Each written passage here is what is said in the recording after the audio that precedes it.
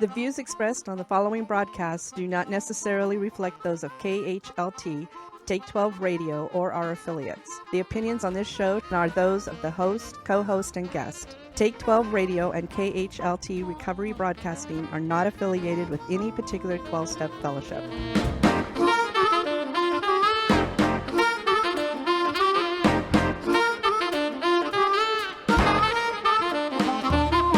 What kind of a show are you guys putting on here today? Get ready for a no-nonsense approach to recovery. It's that guy who's living the dream rather than dreaming of living. You know him as the Addiction Doctor. Now, here's the Monty Man to introduce Dr. Robb Kelly on this episode of Take 12 Recovery Radio's The Robb Kelly Hour.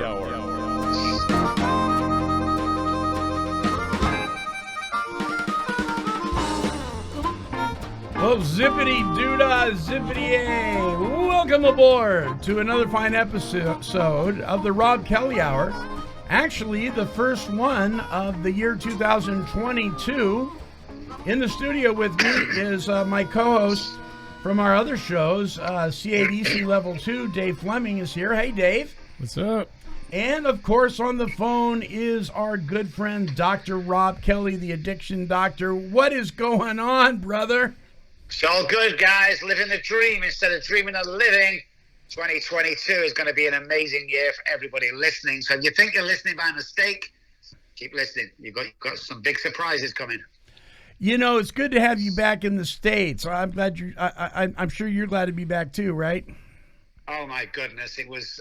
We went for 10 days and we got stuck over there for another 5 days, and you know, everyone think, well, it wasn't that bad, but you know, I was sick and.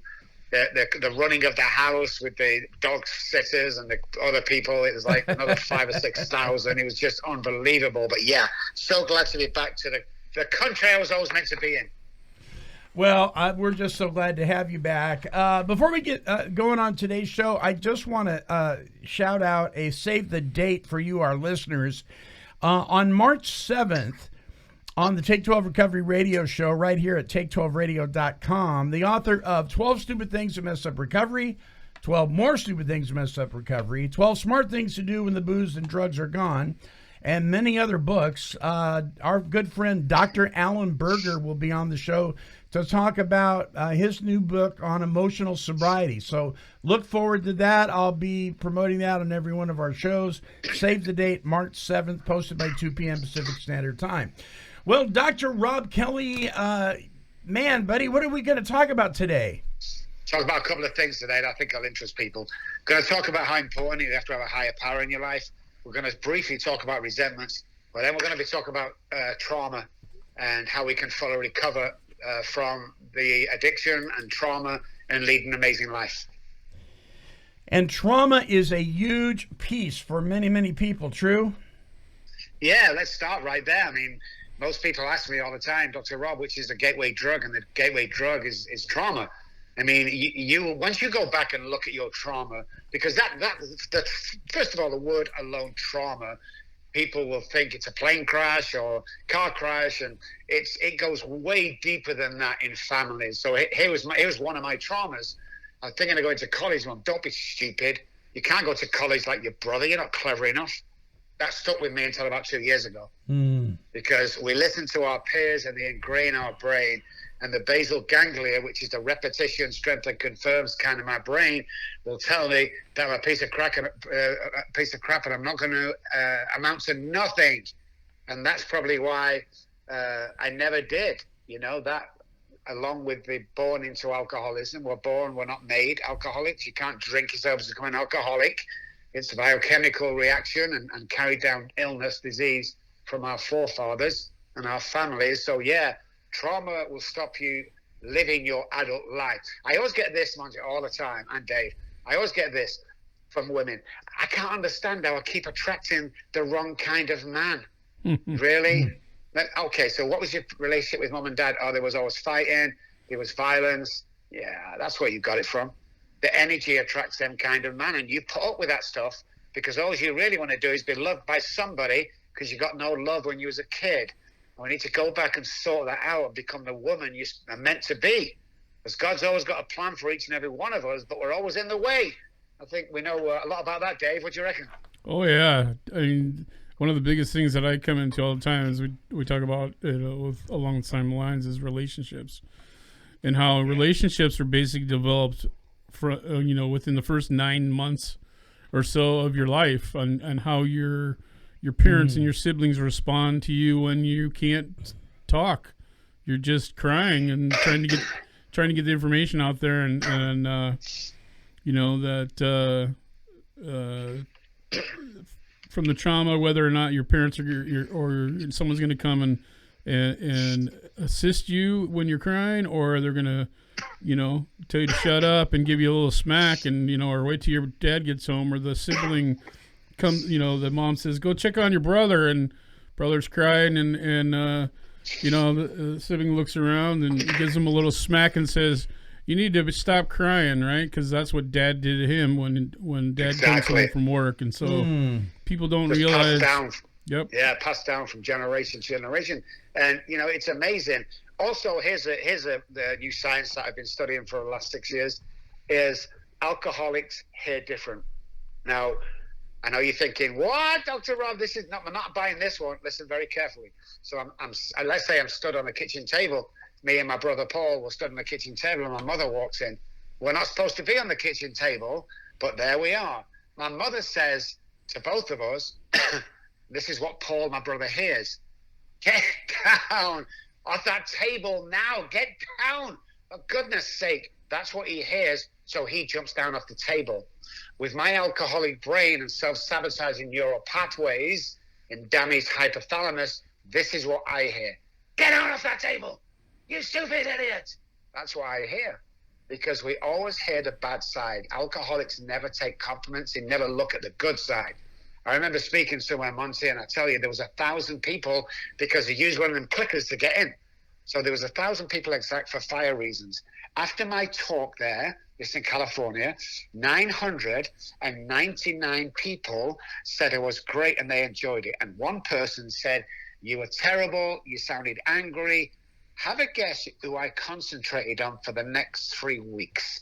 Yeah, that one guy.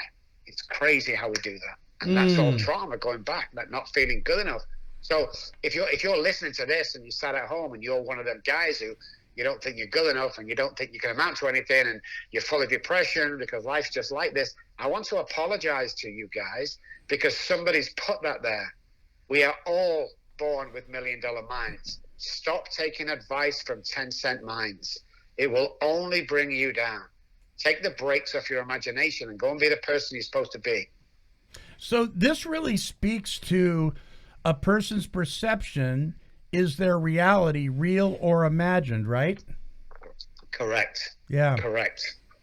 And it goes deep into the brain as well and deep into our mechanism as a human being and the damage we've had to go through because of this trauma. And it will never go away. If you stuff them feelings down and that trauma down, if you don't go to it and address it, believe me, guys, it will address you one day. And you don't want to be in that situation because once the brain is programmed to self-sabotage and be depressed, it's very difficult to get out of that mindset because the basal ganglia is telling me all the time to, you're not going to complete anything, you're not going to do that, you're not good enough to do that, you're a waste of time, and this internal dialogue will kill me. Even if I drop a pen on the floor, I used to be, drop a pen on the floor, oh, you stupid idiot, Rob. I've stopped saying that many years ago. I'm not a stupid idiot. I've just dropped a pen on the floor because the alcoholic brain, subconscious, where the disease lies, will store that stuff. Stupid idiot. It's not bothered about the pen, but it really likes a stupid idiot. And what happens is that stupid idiot will be formed in the subconscious brain. And when that comes to fruition, as in the prefrontal cortex, when you're going for that job, that girl, that house, that car, that prefrontal cortex will receive from the subconscious brain, you're a waste of time, you stupid idiot, because it stores it, guys. So you have to change the way neural pathways are formed. So if a person has been hearing one, if they're being told one thing, but they're hearing something totally different, and that's been going on for a number of years, how long does it take before a person starts hearing what's really being said? Well, you need therapy with this, unfortunately, and you have to very carefully choose your therapist or doctor to work through this. But probably about 3 to 4 weeks only. It doesn't take a long time. Repetition. The brain works like this, Monty. If I told you a lie right now, you might believe it, you might not. If I told you a lie often enough, you will believe it. But if I told you a lie real often enough, then I'm going to start to believe it. So most people that come to me, I say one thing. If we could swap places for 3 minutes, all your problems will be over, because we don't see what other people see in us. And that's about changing the way the brain receives messages to both the central nervous system and, different parts of the brain. So you really got to concentrate. And the more we come away from the family and get surrounded by good people, I have 3 friends about me. I'm always wary that people have 20 close friends around them. You don't need 20 close friends. That's just a bragging party. What you need is 3 or 4 good guys who are going to tell you the truth. I'm going to tell you how it is. You're amazing. See, when I first came to America, I was hanging around with some guys in Dallas. And I said to them, all in a group, we're having lunch, and I said, hey, guys, I'm thinking of writing a book. And the response was, you're stupid. You can't write a book. You've got to be an author. I never wrote a book. When I come down to San Antonio 2 years ago, I surround myself with recovered alcoholics. Yes, recovered alcoholics. And I said to them one day at lunch, I said, hey, guys, I'm thinking of writing a book. And this was their reaction. Wow, I thought you'd already wrote a book. Oh, Mike, no, wow. You have to do that. I would buy that book. Oh, that's amazing. So I wrote the book. That's how we change that neural pathway self-sabotage route. Do you think that people, particularly parents that are, we talk about hurt people, right? Parents that speak to their children in the way that we've been talking about, Johnny, you're just an idiot, because many times the child isn't hearing something different. They're hearing exactly that. The parent is talking to them that way. And do you think that parent has any clue the kind of damage that they're causing? No, definitely not. Because when people come to me, the therapist, they can't understand it. That girl who keeps attracting, that guy that's just completely depressed and can't do anything, they have no idea. But the brain is very impressionable at that age. So you look at self-sabotaging as you grow up because you're used to that. And you'll probably, if your dad used to beat your mom or shout at your mom or whatever, you'll marry that girl that you can shout and scream at. That's just the way life is with the aura and the actual energy that we provide. Is we will settle for less than, because that's what we're used to. So let me tell you a quick story, guys, that'll put that into context. Back at home in England, there was a young 17-year-old girl who got snatched off the streets. There was a manhunt, couldn't find her. 3 months later, they had to scale the manhunt down. And 9 months later, there was a police officer driving a car following another car that had a damaged taillight. So he pulled him over. And in England, you're allowed to search the car with no warrant. So they searched the car and they found a stolen screwdriver from a local DIY store. So again, back in England, back in the day, whenever you found stolen goods in the car, you could follow them home and you could search the house because they bet to have more stuff. And that's what they did. And they found a lot of stuff that was stolen from the same DIY place. But while they're searching, they see a box in the corner that's probably about 4 foot high and about 9 foot wide. And they say, what's in the box? And he won't say anything. So they smashed the lock of the box, thinking there's probably lawnmowers in here that he's stolen. As they opened the box, there was the girl that gone missing 9 months ago. She was beaten. She was, abused every day, but she was alive. And the policewoman bent over and took her hand, and the girl stood up and started crying. The policewoman helped her out the box. Guys, what's the first thing she did? I don't know. I'm climbing back in the box. She got back in the box. I got it right. She got back in the box. That's the only thing she knew. And the Wow. and the brain was programmed to get back in the box every time he took her out, abused her, got back in the box. That's what she did. That's how traumatic and that's how impressionable, young, and when we're taken hostage or anything, the brain is. The brain is. Just go back to that comfort zone that you've been in for so long, even though it's horrendous. Japanese torture on our guys and the English guys, unless you've gone back and forgive those guys, they will always have you captured, and that's all part of trauma that we need to go through. Dave, let me ask you, Dave. Did you grow up with negative affirmation? Did you grow up? Yeah. You know, why can't you be more like this and why can't you be more like that? Well, yeah, my dad ran out on us, you know, and for whatever circumstances. I mean, we reconnected later on, but so, you know, I used to always get the "you're just like your dad," and so my brain went where my brain went to is I started like putting this picture of this person together in my brain of who my dad was, and he was like this great person that, you know, rode motorcycles and did all this and built houses. I mean, I took pieces of what I knew and I kind of built him up a little bit more. And so whenever she would say that, I would say, I would be like cool, like that wasn't hurting me, but that was her intent. But along those same lines, you know, there was things that happened, and you know, I was accused of stealing when I was younger, and so I just decided that, well, if you're going to accuse me, I'm just going to go do it. Yes. So I was like the best thief ever, you know, and never got caught. But later on in my after I got, you know, had my spiritual awakening and all that stuff, about 4 years into my recovery, you know, I had to look at that because there was still those resentments. Yeah. And it was like, a part of me was like, I want this person, you know, to apologize for what they did and accept responsibility. And I learned, you know, through all of my recovery stuff that wasn't going to happen, you know, that might not happen. And so I had to decide, like, I had to forgive that. I had to forgive her for those things because she was brought up learning that same thing. So what did she do? She just perpetuated the same kind of behaviors on her children. And I ended up doing the same things, you know, to my kids. You know, my whole thing was, I'm never going to be like my mom. My mom would yell at us and do things. And so I punched holes in walls. Right. And I yelled, but I wasn't like my mom. But it was like I was doing something similar or even worse because of that conditioning, like that Robb's talking about. Yeah. And so I had to like draw the line and basically stop doing those things. And like Robb was saying, is I had to do positive self-talk, and I had to do something positive every single day for my recovery. And I had to involve myself with people that were positive and not negative.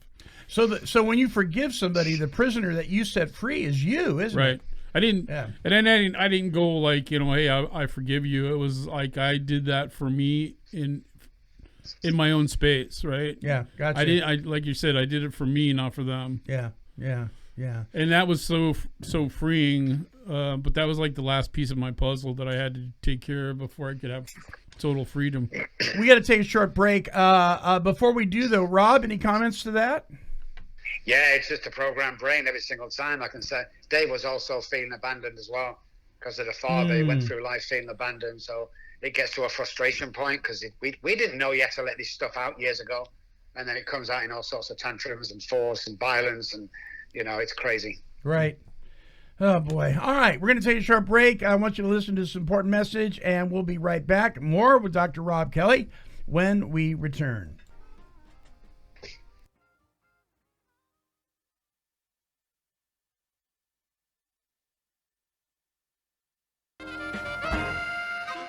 Hey, listen to Take 12 Recovery Radio on your iPhone or Android browser. Just type in take12radio.com. Hey, it's the Monty Man here. Did you know that addiction is the #1 health crisis in our nation today? And recovery from addiction gets the least amount of attention due to stigma. Well, listen, I also work as the education coordinator for Adult and Teen Challenge, an incredible organization that provides life-changing recovery services to men and women struggling with substance abuse and addiction. And many of these folks simply don't have the funds to pay for treatment. But we want to step up to the plate. Listen, we are right in the middle of our Pins for Hope bowling fundraiser, and I'm working real hard to raise funds in support of this event. And I'm asking you, our listeners, to please consider contributing generously to help me meet my goal of only $1,000. All donations are tax deductible and go to this great cause. Listen, how do you do that? Visit us at take12radio.com and click on the bowling pin right next to my picture. And there you will see a blue Donate Now bar. Just click on it and follow the instructions on how to donate. Listen, if you want to be an active change in somebody's life, this is how you can do so. One more time, visit take12radio.com and click on the bowling pin right next to my picture. Thank you for your consideration, and God bless.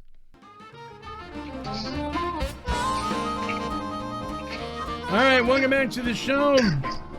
Dr. Robb Kelly is on the phone from San Antonio. And Dave Fleming, C8EC Level 2, is in the studio with us.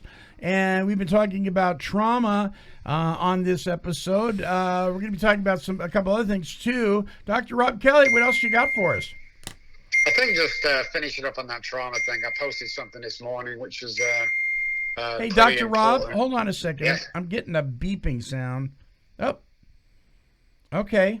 It's gone. Never mind. Go ahead. Sorry about that. Yeah, I think just touching on that trauma thing, if you don't, I posted this morning, if you don't heal the wounds from the past, then you're going to bleed over people and hurt them that have nothing to do with it. So what we find in relationships is if someone's been through one or two relationships or marriages, the current person you're with now is suffering from the other people's damage to you. So it's really important that we get that trauma sorted out and move forward. And resentments, just touching on that, remember, guys, the resentments are when you make amends. It's not for them, it's for you. It's a part of a healing process. And the book says, when we do these, we will be delighted. Yeah. And 9 times out of 10, the unexpected happens.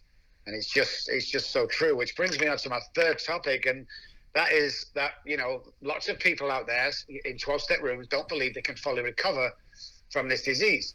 And that's not true. But again, the mind will go into these meetings and hear these people, 25, 30, 40 years sober, still miserable, talking about what a terrible day they've had, and you can never mention recovered or what you're doing with that book. What's that book? Yeah, this is the Alcoholics Anonymous book. We are the fellowship. This is about a book, not the guys that go there and try and diss it. So we really have to get into that. And the book says recovered 27 times. It says recover 17 times. And it only says recovering twice, and that's to the wives and the family afterwards. Mm-hmm. So it's really important. And then the terminology is important. Internal dialogue is important. You're not going to get well from a disease and still tell everybody you're suffering from it. It's just not true. You have to get into the mentality that once you do them 12 steps and have a full knowledge of your condition, once you have a spiritual awakening and a psychic change, your DNA changes. Why is that important?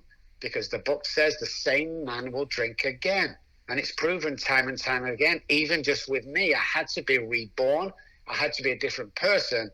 Otherwise, I'm going to call. But it's interesting enough that the book never says that resentments kill us. It says that our number one offender, what actually the book says kills us, is selfishness. That's right. Where a relapse always comes. You relapse. Alcohol will never come to me on a Monday and go, hey, Rob, let's have a drink. It's too clever for that. A week before that, you'll start getting selfish. Look at that Johnny over there wearing that stupid T-shirt. That's my relapse right there. By the time I pick up a drink, it's almost too late. I can't help myself. Right. When the hypothalamus is saying drink, I'm going to drink. So watch your behavior, watch your internal dialogue 3 or 4 or 5, 6 days in advance, and you can't relapse. It's impossible to relapse while you're doing the program. I hear it all the time, and you guys do. Oh, I was doing my program and relapse. Stop. Right. Stop. You can't do that. That doesn't work. You can't do both. Choose one or the other, but you can't do both at the same time. Yeah. It's impossible. Yeah. Some people think that you're just, you're actively applying and implementing one of those 12 steps or all of them, and you've had a spiritual awakening, and you and God are just rocking it, and all of a sudden, out of the clear blue sky, a bottle got shoved down your mouth. Right? Out of nowhere. It just comes, It's just there. I don't know what happened. I ask people all the time in meetings, I go, hey, everyone doing a thorough program? Oh, yeah. Rob, we're rocking and rolling. Are you close to God? Oh, yeah, I have a full knowledge of God. It's not a knowledge, it's not a belief, it's a relationship the book talks about. Yeah. You know, because you really need to dive into this and find your higher power, because, you know, that relapse, if you're not doing it. And I say in the group Saturday morning, I go, hey, so if everyone's online, everyone's good, who did their step 11 last night? Crickets. And I'm like, you're doing 99% of the program. Have a guess what's going to catch you out? It's the 1%. What the hell are you doing, guys? And I tell them blatantly, if you don't do this tonight, you're going to relapse. What's wrong with you guys? It's a free, simple program, and you still want to take charge. Do as you're supposed to do. You know, act the Good Samaritan every day. You know, be kind to people. You know, say thank you and compliment people and do what you're supposed to do. It's 15 minutes at the morning and 15 minutes at night. That means you've got 23 and a half hours to do as you want. And if you keep on going that way, the doing what you want will be drinking alcohol, believe me. It is interesting, and Dave and I both have worked for the same recovery program before, and we see it all the time, don't we, Dave? Where people are they're pissed off at the world, they don't have a bit of humility, but by God, I didn't drink today. And what the hell is that all about? I know, it's like hip hip hooray! You didn't drink today. What a good boy you are, right, Dave? I smacked my kid around a little bit. Yeah. I mean, or my dog. You smack the kid around. You're cheating on your wife. You hate your job. Right. But thank God I didn't have a drink. Right. Yeah, that annoys me when I hear people say that. They say that all the time, you know. Well, my mother died or my grandmother died yesterday, but at least I didn't drink. Alcohol has 1% to do with alcoholism. Yeah. It's the symptom. It's got nothing to do with it. Well, you know, I've been sober now as a husband with children. You're supposed to be sober as a husband and a father. You're supposed to be. You don't get any awards for that. You've been missing for 10 years, drinking yourself to death. What happened to the kids then? You're supposed to be sober. Don't ever say, but at least I didn't drink. It's not to do with drinking. It's to do with your state of mind and a human being and a good father and a good husband and a good person that people can rely on, and constantly thinking of others you can help. You see, alcoholics, you know, there's a difference between drunks and alcoholics. Drunks drink and go to meetings. Alcoholics go to meetings and help other people. That's the difference. If you want to be a drunk, get in the rooms, hear the great war stories, go out and keep drinking. Awesome. As long as you want to stop drinking that day, come in our rooms, we don't mind. But do me a favor. Shut up when anybody's struggling, because you've got nothing to say. Don't be sat in the corner telling war stories. That never helps anybody. You know, but if you want to come in and get well. So people say today that Alcoholics Anonymous is around 3 to 4%. And I agree with that as a whole. But let me tell you categorically, guys, and I've seen it with my own eyes traveling around the world with different 12-step meetings. If you go into a 12-step room wanting to get well and find a good sponsor who will take you through the book, you know, that percentage is 100%. But that's not happening, though. Well, they tell. I mean, they tell you when you go to treatment that that's what it is. When I first got into recovery, when I heard that at the treatment center, I'm like, that's ridiculous, because I know statistics. You know, they can be skewed any way you want them to be. So when I came back on Saturday mornings to do an AA meeting, I told them, I said, you don't have to be a statistic. 100% of you can be sober, and 100% of you can be successful and live on and not have to come back to a place like this. But and you I have hate to that choose treatment to. talk when they get you in a room and there's 20 of you in the room and they go, well, half of you will relapse in the next 3 weeks. What? Yeah. My brain does what other people are thinking.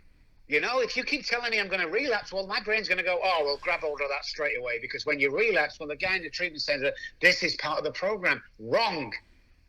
Relapsing is part of the disease. It's not part of the solution. Right. You're either working your problem or you're working your program. But don't let anybody tell you that relapse is part of the journey. It's not part of the journey. The third alcoholic recovered immediately. We're not talking about weeks. We're talking about days. Recovered immediately. Don't be buying into that treatment center. And I'm not saying it. I'm talking about 30 or 40% of treatment centers that I've been to and visited. Don't buy into that. There's some great treatment centers out there. Do your research before you go into these places, because this is your life we're talking about. This isn't a game of cards or bingo. This is your life. Because if you think you're an exception to the rule, well, I'll just have another relapse and then no. Most people that's been saved, as in brought back from almost death, thought that this was just another relapse. Then no one ever thinks it's the last relapse. They don't. And you go into a blackout and you die. It kills you. So when the next time you go in a meeting, look for a sponsor, make sure you choose that sponsor carefully. Make sure he's not just Jack the Lad in the corner with 500 sponsees telling everyone to call him every morning and instructing them what to do for the day. The book says call someone, not your sponsor, someone if you're struggling. And these are the things that we need to change around. There's a bunch of us out there changing, the Chris Ramers, the Myers, me, a bunch of other guys. Stop this BS that we're listening to in the rooms. You know, oh, well, you know, you can't sponsor or you can't chair a meeting for 12 months. God will tell me when to chair a meeting, not you. No human power can relieve my... Why are you telling me not wait 12 months? Shut up. You know, just because you want to chair a meeting every night and look good. People in our meeting, if you started the steps, if you're in the book, if it's your 4th day there and you want to chair a meeting and God's told you to, go and chair it. Who am I to stand in your way? And that's how you get well. Everyone wants to push each other down. Oh, the alcoholic, yeah, this, blah, blah. Why are you pushing other people down? I'll tell you why. Because you haven't recovered and you're still sick. So please continue saying you're a recovering alcoholic, because that's true. And keep doing that stuff, all the one you want. But the book says, that's all I'm going to say, the book says a bunch of stuff that you get embarrassed about, because when a true leader walks into the door, BS walks out. End of story. And you should be carrying that big book around at every single meeting, because it becomes a point of reference. Because when I say little Johnny in the corner and he's been told, just keep coming back, Johnny, you'll get it by osmosis. And when he's going to go home and blow his head off because he can't stand to live like this anymore, and I walk over my big book, have you seen this, Johnny, where you can fully recover? Have you seen this, Johnny? How you can have a life beyond your wildest dreams? Have you seen this, Johnny? And then all of a sudden he gets excited and goes, do you think I can do this? Yeah, of course you can do it. That's what we're talking about in Alcoholics Anonymous. We need to start getting serious and stop talking BS just because you want to impress somebody with how much vodka you could drink. You said something a minute ago. I said we don't do that, and talking about teaching what's in the actual literature, and you said why? And the answer to it is because they haven't recovered. True. If you go to your first meeting and you see these guys, they become our mentors. They become, our peers. And you walk in our meeting, and I'm sure we're going to get you over there one of these days, Monty. You go into our meeting, there's 40 people there. And then newcomer walks in, straight away surrounded by a bunch of guys. Hey, what's your name? My name's Johnny. Hey, guys, Johnny's in the room. Coffee, biscuits. Sit down, Johnny, sit down. Okay, let's go around the room. My name's Jimmy, recovered alcoholic. My name's Bill, recovered alcoholic. My name's Sue, recovered alcoholic. They hear that 40 times. And they go, what? And then we inspire people. If anybody comes into our meeting that says I need a meeting, you get slapped and thrown back out again. If that's your mentality that you need a meeting, God bless you guys. Because in the early days, they had to write a letter, and as long as they're in touch with God and they're doing the right thing, and they're writing letters to each other, they can still stay sober. Why the hell do you need a meeting? I'll tell you why. Because you're bullshitting people in there. A meeting is for going there and giving new life to the cover. End of story. I go to meetings to provide and bear witness that they're still suffering. I don't go because I need a meeting. I don't need to know about my war stories unless it's brief to prove a point that you can recover. Because people never think I've been homeless and lost all my family. They don't think that. So I have to remind them.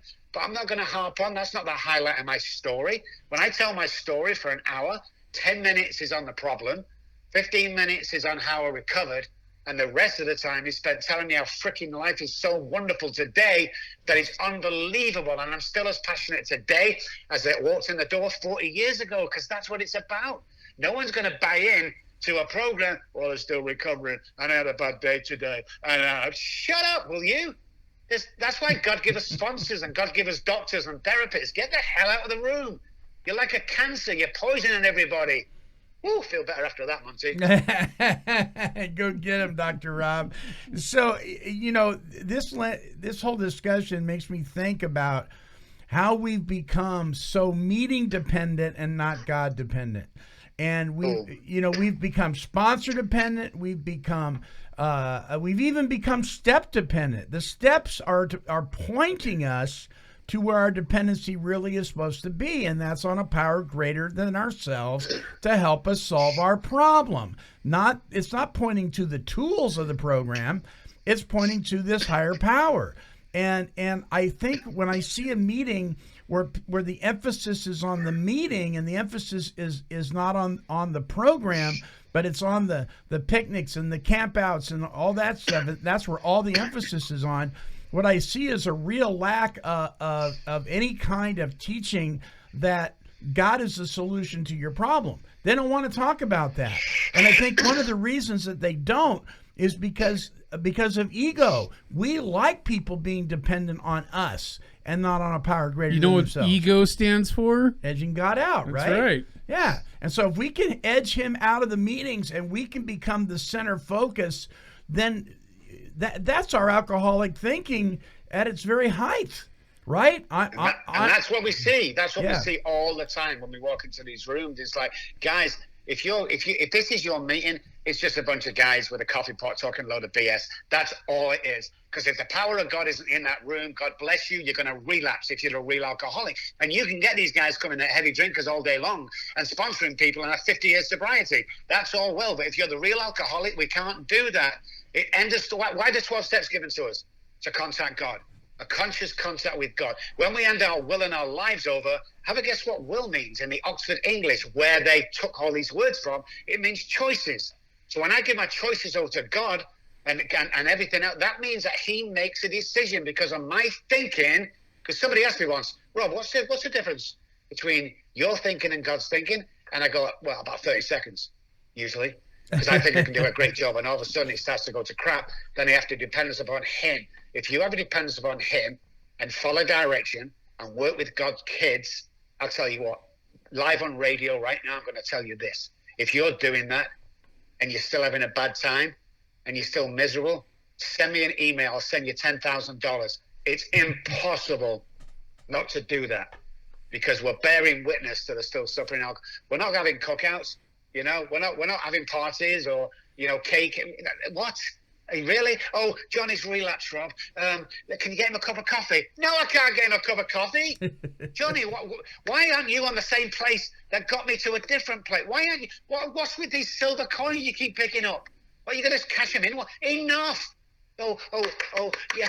Stop the adoration for these guys that are relapsing and get them on the proper program. And let's start holding these sponsors accountable, because that's what I do. Well, your guy's relapsed. Why? Oh, he just didn't want it. Really? What were you telling him? Well, I was just telling him to keep going to meetings. We'll meet for coffee. What was you telling him? What was you teaching him? Well, it's your fault he relapsed. You were given this message by God. Your job is to pass it on to somebody else. And if you're passing it on half-assed, then he's not going to get it. That is your fault. Shame on you as a sponsor if people are relapsing around you. It's about time you got out of these meetings and you went to other meetings, because you don't belong in these meetings if you're the heavy drinker that's sponsoring people and they're dying around you. You don't belong in there. I'm sorry, but I'm very strong about this. The book says that his attention should be drawn to you, a recovered alcoholic. Yeah. So if you're still recovering, stop sponsoring people and telling them stuff that's not in the book. Your opinion will kill me. Yeah. We need a great now, awakening in the meetings. Dave said we need a great awakening in the meetings. We do, and we've been trying to do that for years. In the program in general, actually. In the program in general, I mean, in all the 12-step rooms. The sad truth is, a lot of these sponsors today have been hearing this garbage from their sponsors, who heard it from their sponsors, and they don't know any better, because the rooms are not filled with solution. They're filled with war stories and boo-hooing and everything else. And then we do? I'll tell you how we excuse it away. Well, that's a beginner's meeting. That's understandable. I've heard that one a bunch of times. Yeah. No. What happened to Alcoholics Anonymous is, I'll tell you, in the early days, it was 99 to 100% and was for many years. And what happened is the treatment center was born. And everyone started to go to treatment. And talk about their feelings and talk about the war stories and talk about what they've lost. And what happened in the treatment center after the 30 days, they just sent them to these AA meetings. And what happened when they came in the thousands is AA buckled. It buckled as a group. And all of a sudden, we allow these guys to tell that crap in our rooms, and everyone feels sorry for them. And that's why the percentage went right down the flipping drain, is because we allowed to do it. Whenever I see guys now in meetings, when they're in our meeting, I see them in someone, oh, my name's John, I'm an alcoholic. Don't you say recovered alcoholic? I can't in here because, Jimmy in the corner might hate me. Screw Jimmy. I don't care about Jimmy. If Jimmy had read the book, he'd say the same thing, but people don't. They feel intimidated. I don't feel intimidated. God's given me everything that I need to stay recovered in a room. You've got a problem, come and see me. I'll show you the book. If you're angry at me, step outside. We'll sort it out there. Makes no difference to me. God's given me everything. Plus a big, strong mouth, and 250-pound weight to back it. You want to talk about getting people well, And again, when leaders walk in, idiots walk out. What do you think about people? What I'm seeing is people will allow alcoholism to define them, or drug addiction to define them, and it's like I'm an addict through and through, baby. That's why they're stuck. That's why they're stuck, right? It's like they wear it like a badge of honor. But what happens is they find their comfort zone. And some people will draw near to them by being like, oh, I'm an addict as well. Oh, great. I know I'm out there. I know everyone knows what I do for a living. But when I go to back in England or go to France, I don't tell everyone nothing. I don't tell everyone about God unless it serves a good purpose. It's just like when you see me living, and a bunch of guys over here and around the world, Chris Ramers, again, love that guy. When you see us living our life, then there's something different than a normal crap that you're getting in rooms. When you see, nobody knows when my sobriety day is. What's that got to do with anything? Yeah. Oh, Rob, how long sober have you got? Does that matter? You should be able to see in my eyes. You should be able to see when I share. You should be able to see when I walk to the restroom how much confidence and quietness and calmness I've got. Unless I'm talking about alcoholism, then I get passionate about it, guys, because the reason I get passionate about it is this stuff has been working for over 90 years and nobody still believes it. And I can't just do this because my sponsor told. Listen, if you're still on step 4 a year into the program, you need another sponsor. Okay? Amen. If all the promises on every single steps, apart from obviously 6 and 7, if they're not coming true when you're taking them steps, fire your sponsor, get somebody else. If you have to call them every morning to ask what color socks you got to wear, fire your sponsor and get somebody else. People don't do that anymore. Oh, well, I don't want to hurt his feelings. We're not in the business of hurting feelings or saving feelings. We're in the business of saving your freaking life. Yeah. That's what we're doing. Nobody wants to, oh, well, I'm not going to say it might upset people. What? I can't even believe you just said that. This guy in the corner is dying. He's lost everything. He's just about to shoot himself in the head. And you're worrying about the other guy, Jimmy, in the corner, that you might upset his feelings by saying, get your crap together. Why aren't you on the same place that got me to a different place? Why, Johnny? Because enough of the crap or more. Enough of sat in the corner feeling sorry for yourself. This isn't a meeting. Everyone thinks, the new guys, well, it's a self-help. It's not a self-help group. Alcoholism is not a behavioral problem, period. And I have never seen a real alcoholic who's an atheist. I have never seen it. I've never seen it, and I don't think I ever will. That's the importance of God in these rooms, or a higher power. There's 27 gods, 27,000 gods. Just pick one. But don't pick a God of your own understanding. It never says that in the book. It says choose a God as you understand him, capital H. That means there's 27,000. Pick one. It can't be a light bulb. It can't be a doorknob. Oh, I want to thank the room for keeping me so. What? Why are you thanking the room? They can't help you. No human power. I've placed myself beyond human age. Why are you thanking the room? For God's sake, why haven't you got that conscious contact, a relationship with God? Why haven't you got one? Because your ego's in the way? Well, keep suffering. If you don't want to buy into this program, go drink. Do us all a favor and go drink. Oh, whoa, Dr. Robb, you can't say that. The big book tells you, if you're not convinced, step over to the nearest bar room. Try some controlled drinking. Try it more than once. Our hats are off to you. If you're the real alcoholic, it's always going to end one way. It's going to get out of control, because at the end of the day, when I enjoy my drinking, I can't control it. And when I control my drinking, I don't enjoy it. Dave, On a roll today, Monty. Dave, you think the doc is passionate? No, I think he needs to step it up a little bit. I'm starting to fall asleep over here. Yeah, right. Listen, you cannot take a nap when you're around Dr. Robb Kelly. That's for sure. We appreciate you so much, brother, because you do tell the truth, and you know the truth was never meant to be comfortable. It was meant to set you free, right? Yes, without a doubt. Yeah, without a doubt. Yeah, and like Dave said, you know, there's so much more to be done in our rooms to get us back to where it was before, and you know, I'm all about that. You know, if I'm hurting, if anyone's sat at home, you know, and go, I got your feelings hurt. I want to say something sincere to you. Write down on step 11 tonight and call your sponsor. That's all I got to say to you. You know, because if anyone gets hurt with what I got to say, you're not the real alcoholic. You just is one of these idiots in AA trying to brag and, you know, oh, I've got my feelings hurt. Good. Glad you got your feelings hurt. Now pick up the book and let's get through it. You know.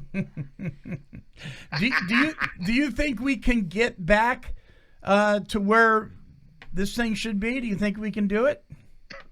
I think we can. I think there's a movement right now going through the world, especially America right now, where the new guys coming in are recovering really early, and the passionate and the teens, and, you know, all the old timers are changing the way they think, because, again, you know, if you're only the heavy drinker, how many times do you want to go to AA before you start getting bored of that stuff, you know?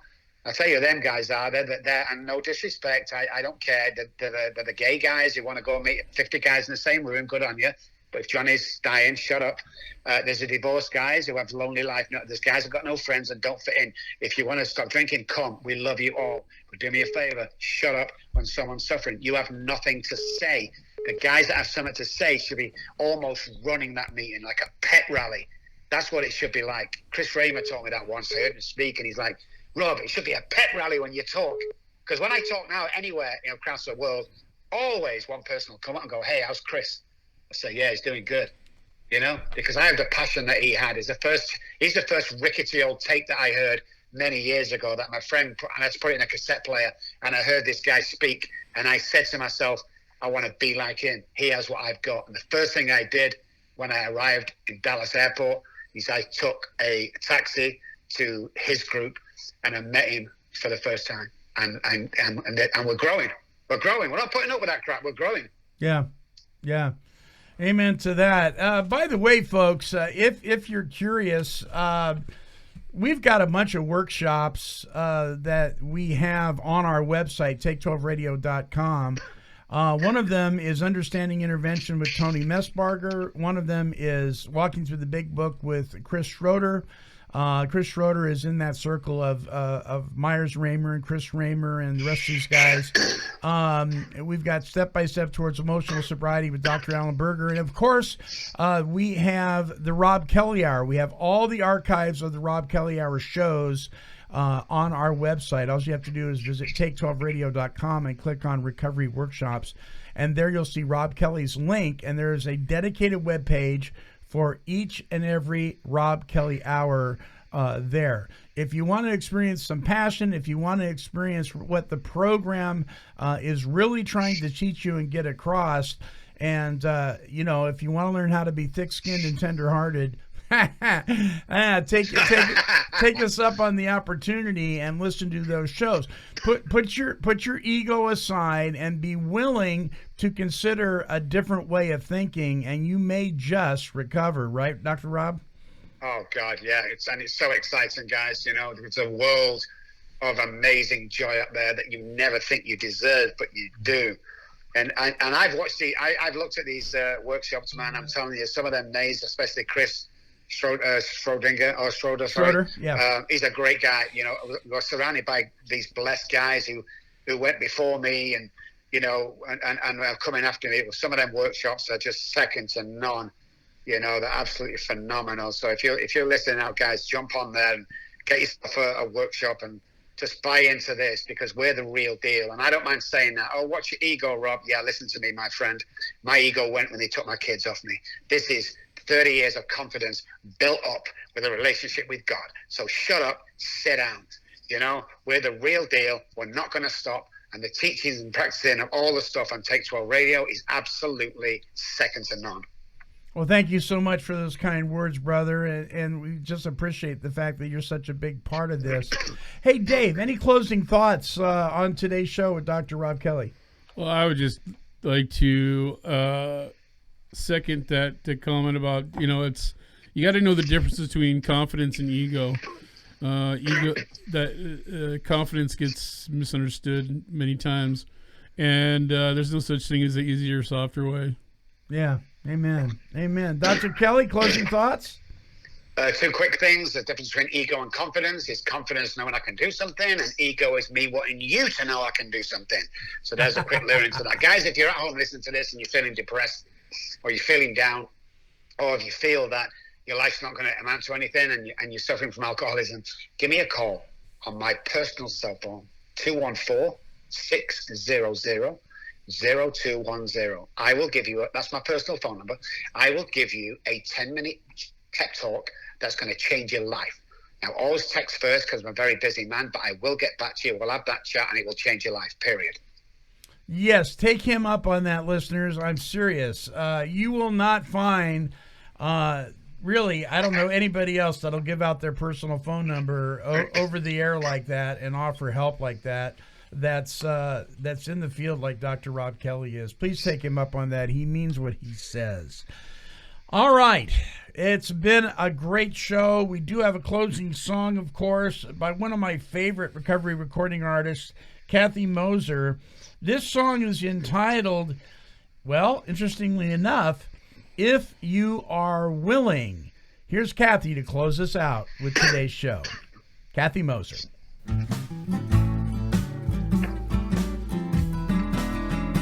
If you are willing to go to any length, your higher power can be your source of strength. If you are willing, then action is the key. Give me the vision to make the decision to open the door and set me free. Life is a process, God is the core. You can turn your will over and open up that door. Let go of the shame, let go of the guilt, let go of the blame. 'Cause if you are willing to go to any length, your higher power can be your source of strength. If you are willing, then action is the key. Give me the vision to make a decision to open the door and set me free. Of course you have questions, of course you have doubts. Just try our suggestions. We'll show you the way out. Surrender to faith. Open your mind. Trust in something. You'll be amazed at what you'll find. If you are willing to go to any length, your higher power can be your source of strength. If you are willing, then action is the key. Give me the vision to open the decision to open the door and set me free. 'Cause if you are willing to go to any length, your higher power, it could be your source of strength. If you are willing, then action is the key. Give me the vision to make the decision to open the door and set me free. If you are willing. The recovery music of Kathy Moser. Visit her website at kathymoser.com. All right, my friends, it has been a pleasure. Many thanks to Dr. Robb Kelly for this episode of the Robb Kelly Hour. Remember, my friends, this is the Take 12 Recovery Radio family, and we are wishing God's perfect serenity for you. This has been a broadcast of Take 12 Recovery Radio and KHLT Recovery Broadcasting.